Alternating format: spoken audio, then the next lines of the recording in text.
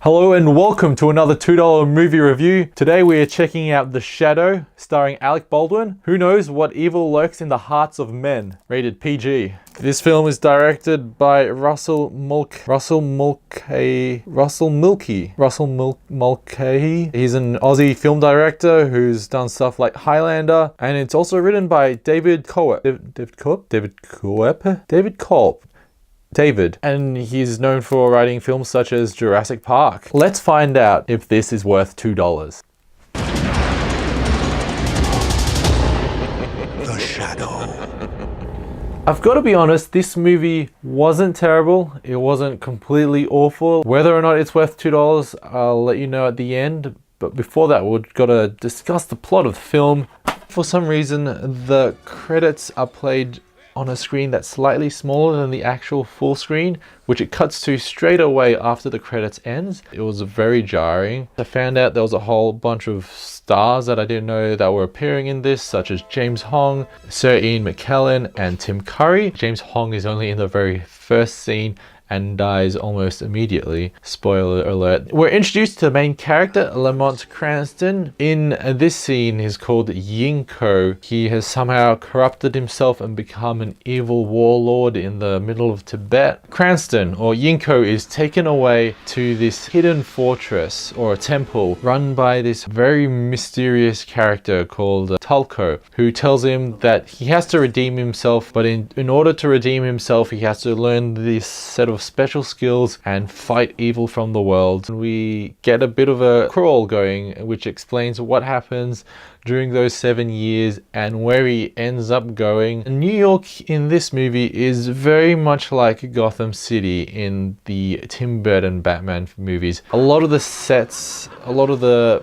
architecture of the city streets look very much like Gotham City. A lot of how the buildings are shot in the film, like the angles, very much like Batman. We get to see the Shadow in action for the first time. The general idea of the Shadow is that he has the ability to cloud people's minds, so essentially making him invisible with the exception of his own shadow. The way that a lot of this action is shot in the film is done with some very early CGI. For the most part, it's pretty forgivable. I don't want to get into much of the plot, but essentially, Shirwan Khan wants to continue Genghis's legacy and take over the entire world. The Shadow, being a character who's trained to fight evil, has to stop him. I feel like there are too many coincidences in this movie. The girl he meets, her father just happens to be the guy who is making the only beryllium sphere in the world, which is required to make the first atomic bomb in the world. I guess you'd call it an explosive submolecular device.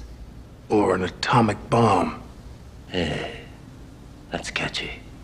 This might be my favorite scene of the entire film. This shot of a piece of paper being sent through a tube is the most action-driven, dynamic camera work of the entire film. Kind of goes to show it's very inconsistent, this film. There are additional motifs that appear in this film that obviously are taken from Batman. For example, we have the flowing cape of the Shadow.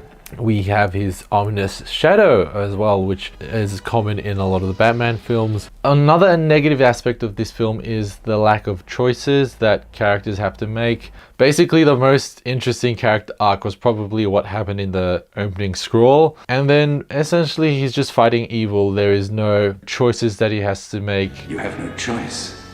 You will be redeemed. Is it worth it? If you have seen the 1989 Batman, you are not missing out on anything if you do not watch this. If you haven't seen Batman, then just go watch that instead and not this. It's not worth $2. It's not that bad. It's just there's no point watching it because there are so many better films out there than this that are pretty much the same concept. Fingers crossed there are some $2 movies that I will review soon that are worth it. So that's been the $2 movie review for The Shadow. I don't know when I'm going to do another review, so just hit that subscribe button, like it, check my Instagram because I'll be reviewing other films that aren't $2 on that, or LinkedIn. Yeah, alright, bye.